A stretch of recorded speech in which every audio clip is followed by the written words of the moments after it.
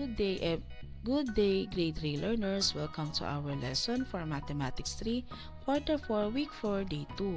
Our topic for today is estimating quotients up to 2 to 3-digit numbers.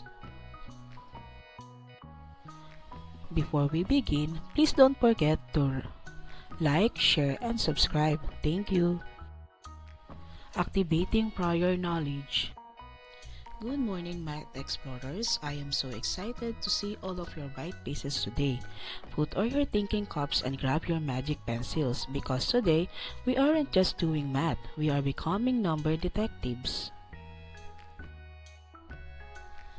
Preliminary activities: multiplication and division facts using multiples of 10. Example, 3 times 10 is equals to 30. 30 divided by 3 is equals to 10. Here are the following activities. 6 times 40 is equals to 240. 240 divided by 40 is equals to blank. 3 times 90 is equals to 270. 270 divided by 3 is equals to blank. 8 times 20 equals 160. 160 divided by 20 is equals to blank. 5 times 60 is equals to 300. 300 divided by 5 is equals to blank. Let's see. 6 times 40 is equals to 240. 240 divided by 40 is equals to 6. So as you can see, okay, the relation is multiplication is the inverse of division. 390 3 times 90 is equals to 270. 270 divided by 3 is equals to 90. 8 times 20 is equals to 160.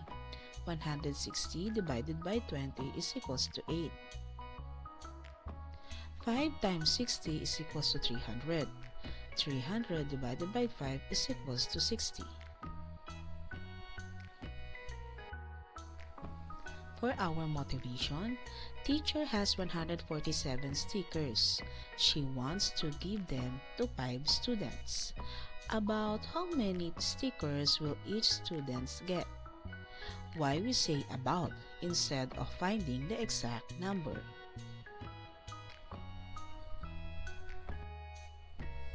Lesson purpose intention. At the end of the lesson, students should be able to: Number 1, understand the concept of estimating quotients. Number 2, estimate the quotient of 2 to 3-digit numbers divided by 1 to 2-digit numbers using multiples of 10 or 100 compatible numbers. And then, number 3, appreciate the use of estimation in daily life through word problems. Lesson language practice. Everybody will going to read the lesson language practice. Reading the key idea stem.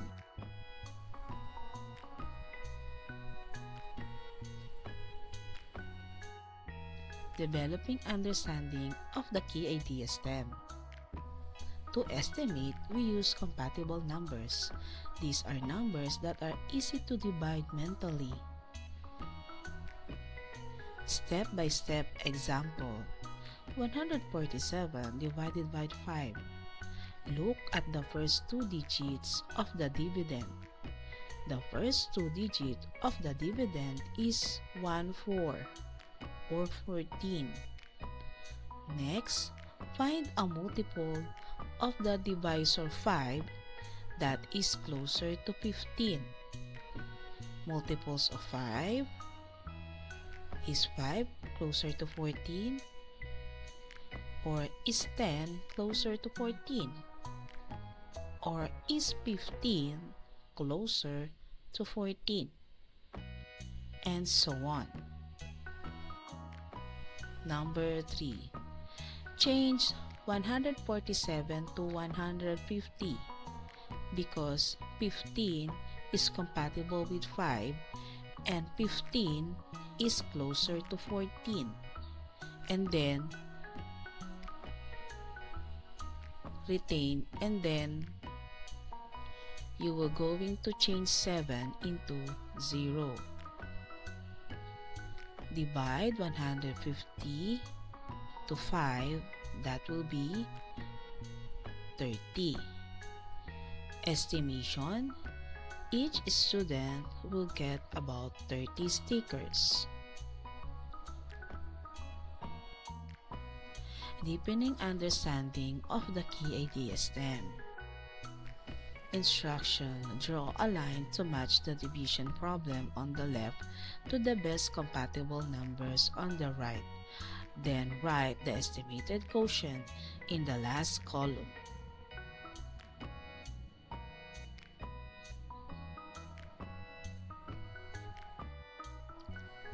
Let's discuss the following. 237 divided by 4. Look at the first two digits, 23. What number near 23 is in the 4 times table? It is 24. So we change 237 to 240. 24 divided by 4 is equals to 6. Then we add the 0 back to get 60. So the estimated quotient is 60. Number 2, 158 divided by 8. Look at 15. Is 15 easy to divide by 8? No, but 16 is. We change 158 to 160 since 16 divided by 8 is equals to 2. Our estimated answer is 20. Look at 34 for number 3. 242 divided by 7. Look at 34. The closest multiples of 7 is 35. 7 times 5 is 35. We change 242 to 350. 35 divided by 7 is equals to 5. So the estimated quotient is 50.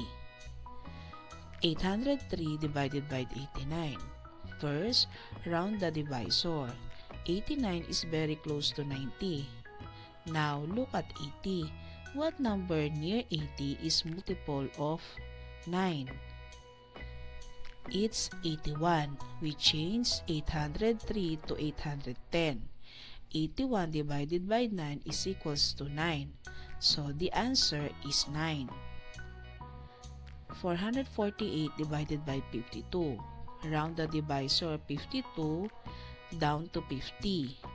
Now look at 44. The closest multiples of 5 is 45. We change 448 to 450. 45 divided by 5 is equals to 9. So the estimate is 9.